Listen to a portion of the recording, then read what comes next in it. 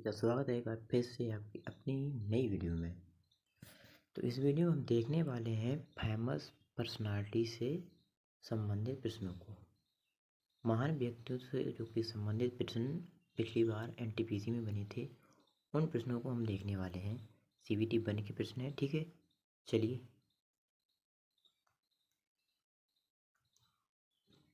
आपका पहला प्रश्न हो जाता है, भारतीय सेना के मराठा लाइट इन्फेंट्री के मेजर मल्लाराम गोपाल नायडू जी को 25 मई को निम्न में से किस सम्मान से सम्मानित किया गया था? इसमें आपका करेक्ट हो जाएगा कीर्ति चक्र से। अगला देखते हैं, दूसरा प्रश्न देखते हैं। दूसरा प्रश्न आपका है, पॉल एलिंज को पहला कीमोथेरेप्यूटिक एजेंट साल्वार्सन की खोज के लिए किस वर्ष नोबेल पुरस्कार मिला? आपका करेक्ट हो जाएगा 1908 को। करेक्ट आंसर भी हो जाएगा।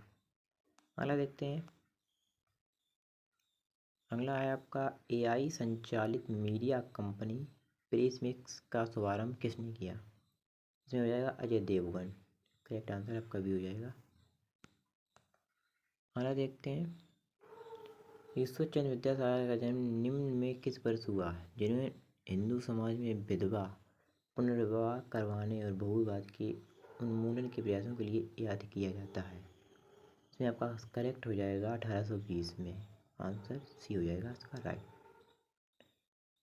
अगला देखते हैं, अगला है, निम्न जातियों के साथ भेदभाव के विरुद्ध विशाल आंदोलन का नेतृत्व करने वाले समाज सुधारक नारायण गुरु किस राज्य से थे? इसमें आपका हो जाएगा केरल से थे। अगला देखते हैं, अगला आपका हो जाएगा, प्रथम अमेरिकी पोप के रूप में निर्वाचित होने के बाद कर्नल रॉबर्ट प्रीवोस्ट ने कौन सा पोप का नाम चुना? आपका करेक्ट हो जाएगा पोप लियो। तो इसमें आपका करेक्ट आंसर हो जाएगा option B is correct answer. अगला देखते हैं, अगला है आपका, पद्म भूषण पुरस्कार प्राप्त करने वाला प्रथम भारतीय क्रिकेटर कौन थे इनमें से? आपका हो जाएगा सीके नायडू। प्रथम पद्म भूषण प्राप्त करने वाले प्रथम भारतीय पद्म भूषण प्राप्त करने वाले प्रथम भारतीय क्रिकेटर सीके नायडू, ठीक है। अगला देखते हैं, अगला है आपका, महादेव गोविंद रानाडे ने अपना संपूर्ण जीवन किसमें समर्पित कर दिया था? आपका करेक्ट हो जाएगा प्रार्थना समाज में। हम बात करते हैं प्रार्थना समाज के बारे में। प्रार्थना समाज ये कब बना था? तो ये आपका 1867 में इसकी स्थापना करते हैं प्रार्थना समाज की। कौन कौन लोग करते हैं इसमें? आत्माराम पांडुरंग और महादेव गोविंद रानाडे जी हैं, और एक दो लोग और इसमें होते हैं।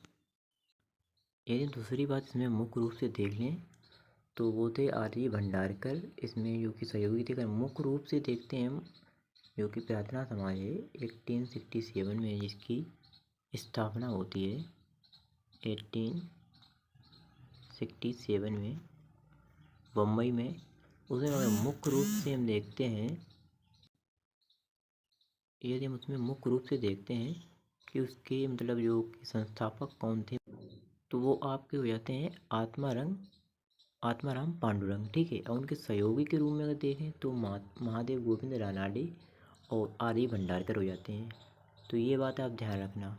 संस्थापक पूछे जाएँ तो मुख्य रूप से आत्माराम पांडुरंग, उनके सहयोगी के तौर पर महादेव गोविंद रानाडे और आर्य भंडारकर थे, ठीक है। अगर हम बात करते हैं महादेव गोविंद रानाडे जी के बारे में, तो उन्हें महाराष्ट्र का सुकरात कहा जाता था।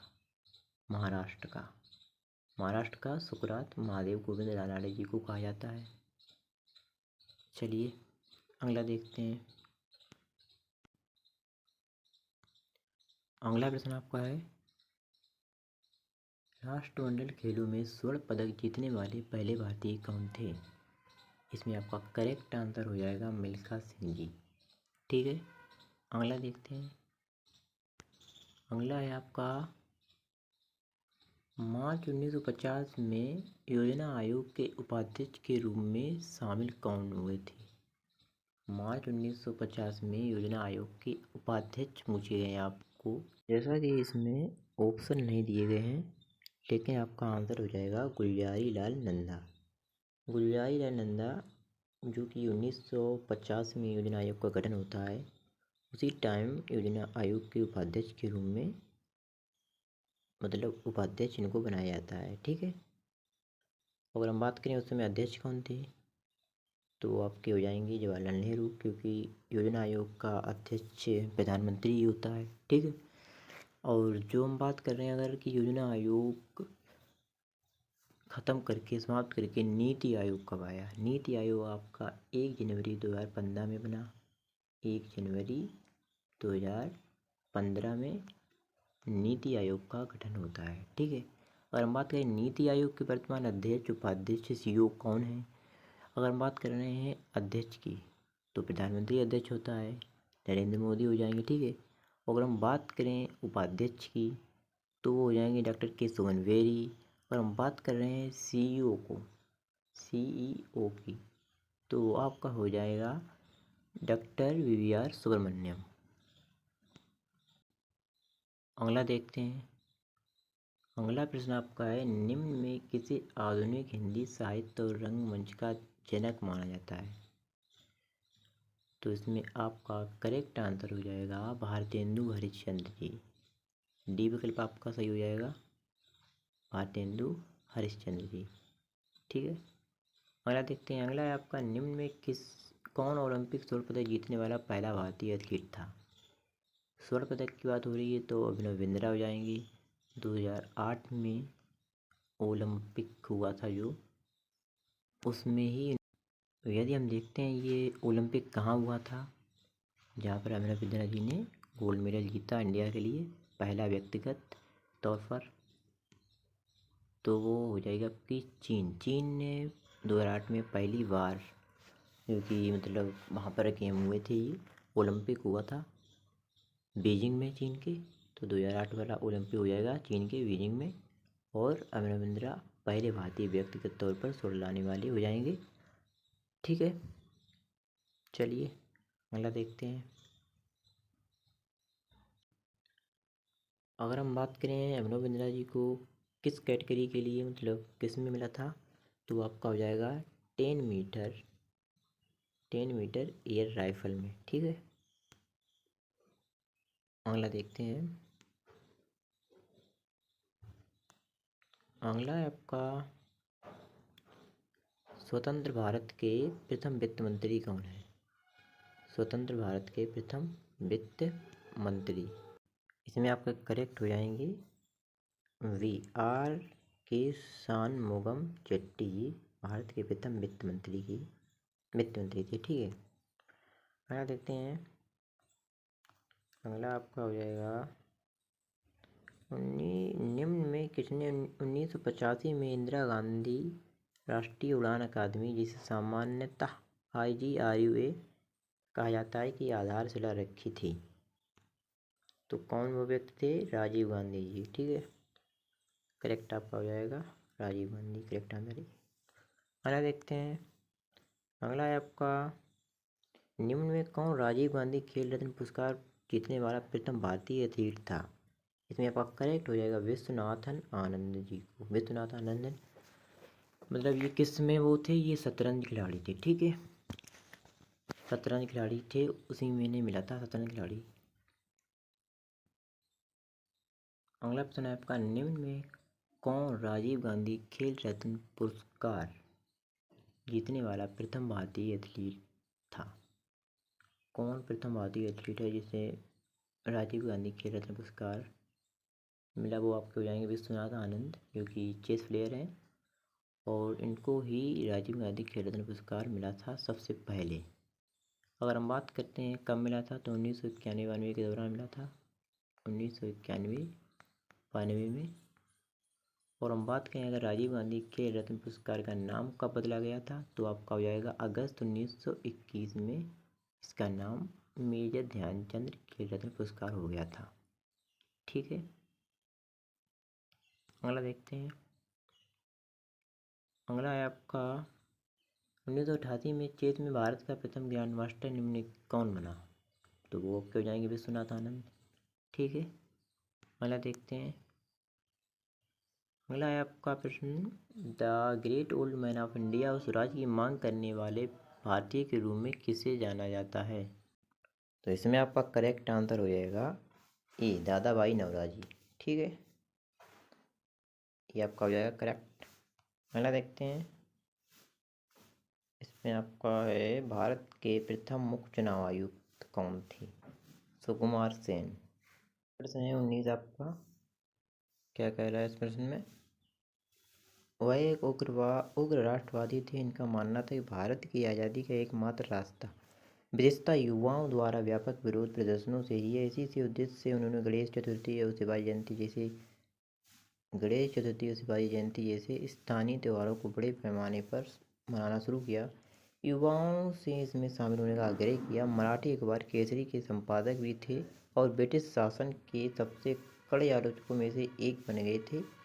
प्रश्न में उल्लिखित नेता का नाम बताओ। इस प्रकार से भी आपसे पूछता है। ठीक है, तो इसमें आपका करेक्ट हो जाएगा बाल गंगाधर तिलक, जो कि गरम दल के नेता थे। ठीक है, और इसमें दिया भी गया है, तो आप प्रश्न से भी देख सकते हैं। विरोध और उग्र बात हो रही है, आप समझ सकते हैं। उग्र बाल गंगाधर तिलक और लाला लाजपत राय और विपिन चंद्र पाल,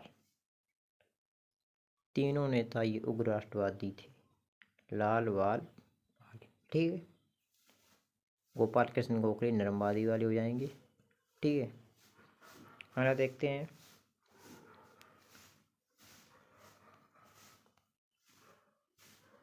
अगला प्रश्न आपका है,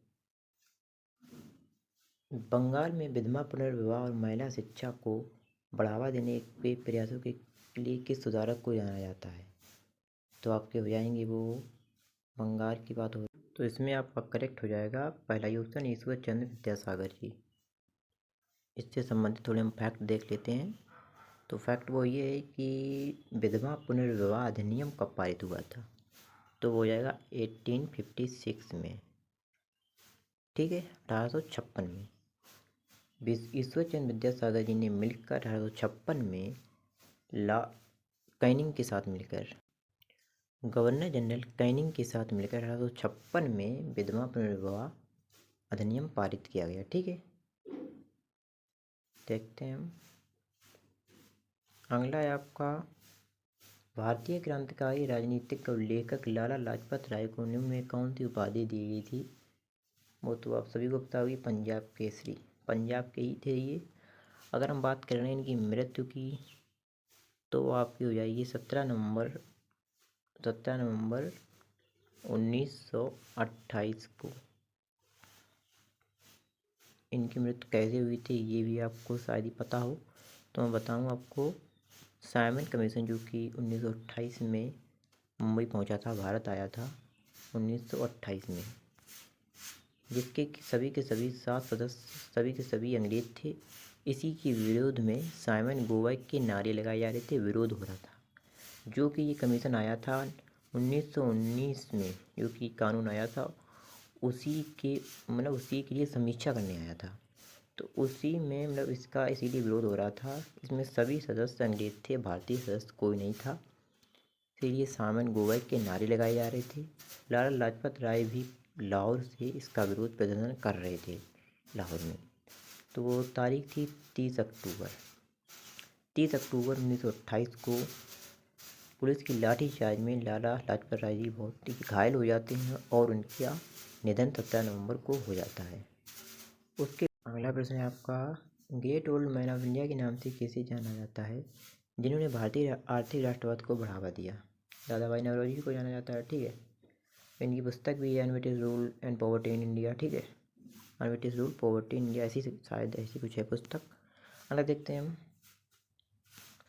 अगला है आपका, यह है, स्वतंत्रता सेनानी गांधी जी के अहिंसा सत्याग्रह के आदर्शों से सहमत नहीं था। 1941 में उन्होंने कलकत्ता स्थित अपना घर छोड़ दिया और जर्मनी होते हुए सिंगापुर पहुंच गए तथा आज़ाद हिंद फौज का गठन किया।